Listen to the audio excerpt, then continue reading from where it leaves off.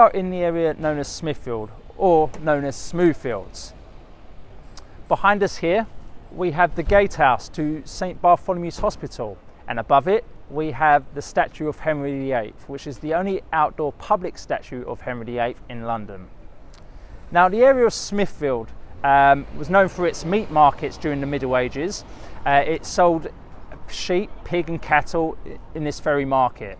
It was also known for its large fields where people would come here for sporting events or a good old joust.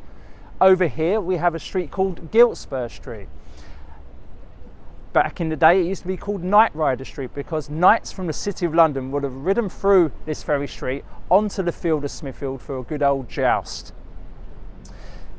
In 1381, during the Peasants' Revolt, the leader of the Peasants' Revolt, Wat Tyler, came here to meet Richard II, and he tried to talk about some kind of truce.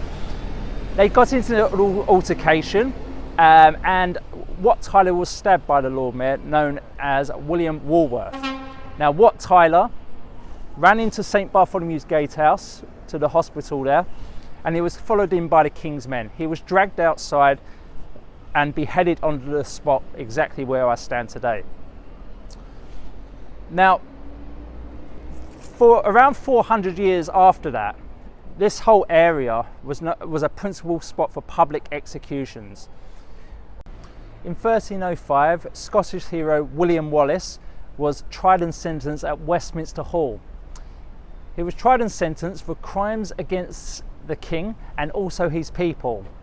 Once he was found guilty, he was tied to the back of a horse, dragged through the streets of London on his way to Smithfield, very near the spot where I'm standing today. He was hung, drawn and quartered and then beheaded with his head then stuck on a pole on the south gate of London Bridge. Then we had Mary I, otherwise known as Bloody Mary. This is when the square really came into its own. She was responsible for having 200 Protestant martyrs burnt alive at the stake. Now, she gave the executioners instructions like greenwood must not be used. Now, greenwood was damp, so it would usually smoke, so you'd asphyxiate before you'd suffer the burning. She said only dry wood must be used, and so they would suffer the full effects of being burnt alive at the stake. Now, the executioners didn't want the people to suffer too much. They wanted to get done quickly. And so what they decided was using barrels of gunpowder and stuffing them with tiny live kittens. Now, why kittens? The reason for that was because kittens or cats in those days were known as the devil cats. And the thinking was when they attached the barrels of gunpowder to the dead-to-be person's necks and filled with kittens, once they lit the wick, 1, 2, 3, boom.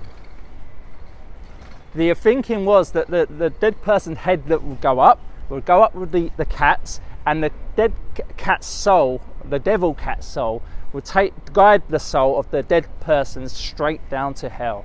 As you walk around Smithfield, you will see evidence of shrapnel damage everywhere, and this was due to a Zeppelin bomb that landed in this very area. One beauty that it actually revealed though was just behind me. Before the bomb landed, there was a Georgian facade that actually was in front of this gateway here.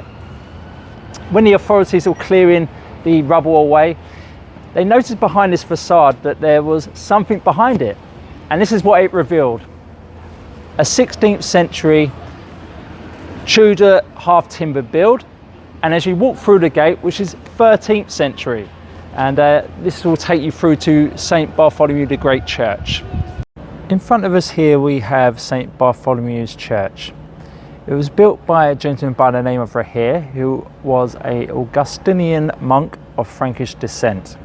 It was part of the St Bartholomew's Priory, and interestingly, because of its atmospheric surroundings inside, it was used in a number of films, including Shakespeare in Love and 4 Weddings and a Funeral.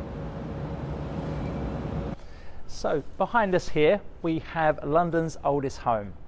It dates back from the 1590s, and just very near this spot was where the Great Fire of London stopped, just on Giltspur Street where we were previously. London's oldest home.